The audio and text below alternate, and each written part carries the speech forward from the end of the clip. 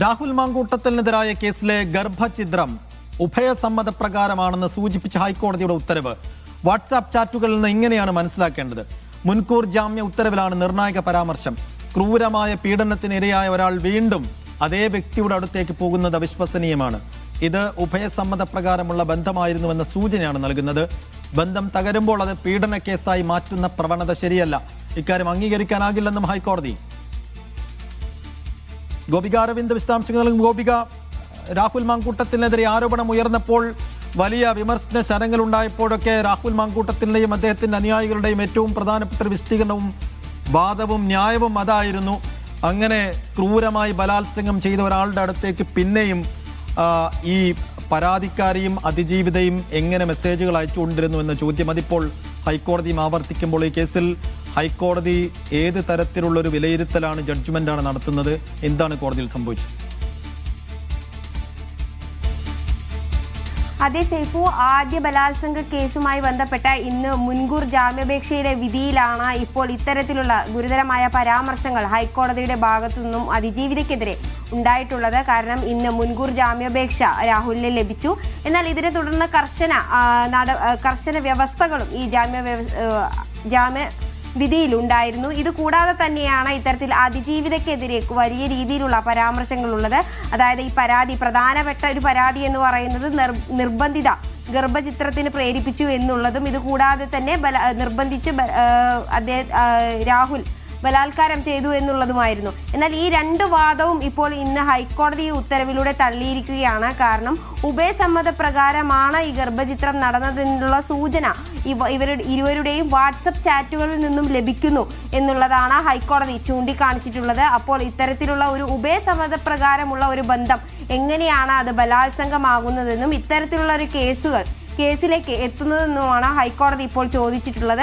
പിന്നെ ഇത്തരത്തിലുള്ളൊരു ബന്ധം തകരുന്ന സമയത്ത് ഇത്തരത്തിലുള്ള കേസുകളുമായി വരുന്നത് വളരെ മോശമായ കാര്യമാണെന്നുമാണ് ഹൈക്കോടതി പറഞ്ഞിട്ടുള്ളത്. എന്തു തന്നെയായാലും ഇത്തരത്തിലുള്ള വാദങ്ങൾ ഹൈക്കോടതി ഉന്നയിച്ചിട്ടുണ്ടെങ്കിൽ പോലും ഈ ജാമ്യ വ്യവസ്ഥ പ്രകാരം ഈ വരുന്ന തിങ്കളാഴ്ച മുതൽ അന്വേഷണ സംഘത്തിന് മുന്നിൽ രാഹുൽ ഹാജരാകേണ്ടി വരും. അതായത് ഈ തിങ്കൾ മുതൽ രാവിലെ 10 മുതൽ വൈകിട്ട് 4 വരെ ചോദ്യം ചെയ്യലിനായി ഈ കേസുമായി ബന്ധപ്പെട്ട് രാഹുൽ അന്വേഷണ ഉദ്യോഗസ്ഥന് മുന്നിൽ ഹാജരാകേണ്ടി വരും. എന്തായാലും ഈ കേസിൽ അത്തരത്തിലുള്ളൊരു നീക്കം ഹൈക്കോടതി വെച്ചിട്ടുണ്ട്. ഇത് കൂടാതെ തന്നെയാണ് ഇത്തരത്തിലുള്ള ഒരു ഗുരുതരമായ പരാമർശങ്ങൾ ഈ വിധിയിലുള്ളത്. ഉഭയസമ്മത പ്രകാരമായിരുന്നല്ലോ ഇരുവരുടെയും ബന്ധം.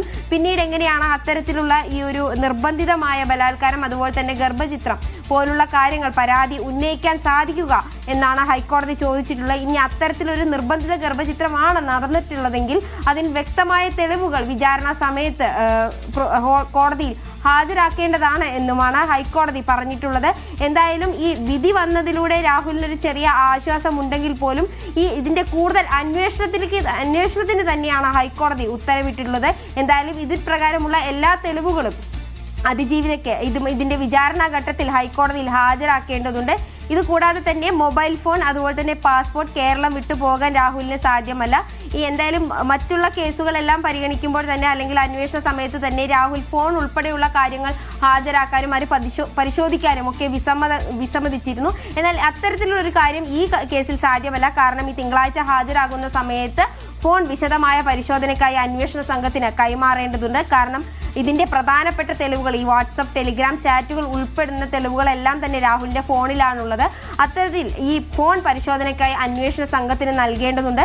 ഇത് കൂടാതെ തന്നെ ഈ വൈദ്യപരിശോധന, ഈ കേസുമായി ബന്ധപ്പെട്ട് വൈദ്യപരിശോധന അത്യാവശ്യമാണ്. അതിനും രാഹുൽ വിധേയമാകേണ്ടി വരും. കൂടാതെ തന്നെ കേരളം വിട്ടുപോകാനുള്ള അനുമതിയില്ല. പാസ്പോർട്ട് അന്വേഷണ സംഘത്തിന് മുന്നിൽ ഹാജരാകേണ്ടി വരും. ഇനിയിപ്പോൾ ഈ 3 ദിവസത്തെ ചോദ്യം ചെയ്യണമെങ്കിൽ ഏതെങ്കിലും ഒരു ഘട്ടത്തിൽ അന്വേഷണ സംഘത്തിന് രാഹുലിനെ അറസ്റ്റ് ചെയ്യേണ്ട ഒരു ഘട്ടം വന്നാൽ അറസ്റ്റ് ചെയ്യാവുന്നതാണ്. എന്നാൽ അപ്പോൾ തന്നെ 1 ലക്ഷം രൂപയുടെയും അതുപോലെ തന്നെ 2 ആൾ ജാമ്യ ബലത്തിൽ അദ്ദേഹത്തെ വിട്ടയക്കുകയും വേണം എന്നാണ് ഇപ്പോൾ ഹൈക്കോടതി പറഞ്ഞിരിക്കുന്നത്. ഇത് കൂടാതെ തന്നെയാണ് ഇപ്പോൾ ഈ വിധി ഉത്തരവിൽ ഇത്തരത്തിൽ അതിജീവിതയ്ക്കെതിരെയും അതിജീവിത ഉന്നയിച്ച പരാമർശങ്ങൾക്കെതിരെയും ഇത്തരത്തിലുള്ള ഒരു ചോദ്യങ്ങൾ ഹൈക്കോടതിയുടെ ഭാഗത്തു നിന്നും ഉണ്ടായിട്ടുള്ളത്. അതായത് ഇത്തരത്തിലുള്ള ഉഭയസമ്മത പ്രകാരമുള്ള ഒരു ബന്ധത്തിൽ, അത് മുൻപും ഈ കേസ് പരിഗണിക്കവേ ഹൈക്കോടതി അത്തരത്തിലുള്ള സംശയങ്ങൾ ഉന്നയിച്ചിരുന്നു. ഇത്തരത്തിലുള്ള ഇത്തരത്തിലുള്ളൊരു മനഃപൂർവ്വം ഇത്തരത്തിൽ നിർബന്ധിച്ചുള്ള ഉപദ്രവങ്ങൾ സഹിച്ചിട്ടും പിന്നെ എന്തിനാണ് വീണ്ടും രാഹുലിന്റെ അടുത്തോട്ട് പോയതെന്നും അതുപോലെ തന്നെ പാലക്കാട് ഇതിന് ശേഷവും അതിജീവിത പോയി താമസിച്ചിട്ടുണ്ടല്ലോ എന്നുള്ള കാര്യങ്ങളിലെല്ലാം തന്നെ കോടതി അന്ന് എല്ലാം വ്യക്തത തേടിയിരുന്നു. ആ എല്ലാം നിരീക്ഷണത്തിന്റെ അടിസ്ഥാനത്തിലാണ് ഇപ്പോൾ ഈ വിധിയിലും ഇത്തരത്തിലുള്ള ഒരു പരാമർശങ്ങൾ ഹൈക്കോടതി ഉന്നയിച്ചിട്ടുള്ളത്. എന്ത് തന്നെയായാലും ഈ കേസ് നിയമപരമായി മുന്നോട്ട് തന്നെയാണ് പോകുന്നത്, അത് അവസാനിക്കുന്നില്ല. ഈ ജാമ്യം മാത്രമാണ് ഉള്ളത്. പക്ഷേ ഈ പരാമർശങ്ങൾ സീരിയസ് ആണ്. ഇതിനെതിരെ ഇനിയിപ്പോൾ അതിജീവിതക്കും പ്രോസിക്യൂഷനും കാര്യമായി എന്തെങ്കിലും ചെയ്യാനുണ്ടാവോ ഗോപിക? തീർച്ചയായും സേഫു, കാരണം അതിജീവിതയ്ക്ക് ഇനി ഇതുമായി ബന്ധപ്പെട്ട തെളിവുകൾ ഹാജരാക്കണമെന്നാണ് ഹൈക്കോടതി പറഞ്ഞിട്ടുള്ളത്. കാരണം ഇപ്പോൾ ഈ വാട്സപ്പ് ചാറ്റുകളാണ് രാഹുലിന്റെ ഭാഗത്തുനിന്നും ഇവർ പ്രോസിക്യൂഷന് മുൻപാകെയും ഇത്തരത്തിലുള്ള വാട്സപ്പ് ചാറ്റുകളിൽ നിന്നുള്ള നിരീക്ഷണമാണ് പരാതിക്കാരുടെ ഭാഗത്തുനിന്നും ഉണ്ടായിട്ടുള്ളത്. എന്നാൽ ഇതിന്റെ കൃത്യമായ തെളിവുകൾ ഹാജരാക്കാൻ ഹൈക്കോടതി നിർദ്ദേശം നൽകിയിട്ടുണ്ട്. അപ്പോൾ എന്ത് തരത്തിലുള്ള ഇതിന്റെ തെളിവുകളാണ് അതിജീവിത മുന്നോട്ട് വെക്കുക എന്നുള്ളത് നിർണായകമാണ്. അത് ഈ കേസിനെയും നിർണായകമായി ബാധിക്കുന്നതാണ്. കാരണം ഇത്തരത്തിലുള്ളൊരു ചോദ്യം ചെയ്യലുകളിലൂടെ ഈ കേസിന്റെ മെറിറ്റ് നഷ്ടപ്പെട്ടു പോകുമോ എന്നുള്ള ചോദ്യങ്ങൾ ഉടലെടുക്കാൻ സാധ്യതയുണ്ട്. അപ്പോൾ ഈ സമയത്ത് എന്തായാലും അതിജീവിത മുന്നോട്ട് വയ്ക്കുന്ന തെളിവുകൾ എന്തായാലും നിർണായകമായിരിക്കും. അത്തരത്തിലുള്ള വാദങ്ങളായിരിക്കും ഇനി പ്രോസിക്യൂഷന്റെ ഭാഗത്തുനിന്നും അതുപോലെ തന്നെ അതിജീവിതയുടെ ഭാഗത്തുനിന്നും ഉണ്ടാവുക. സേഫു.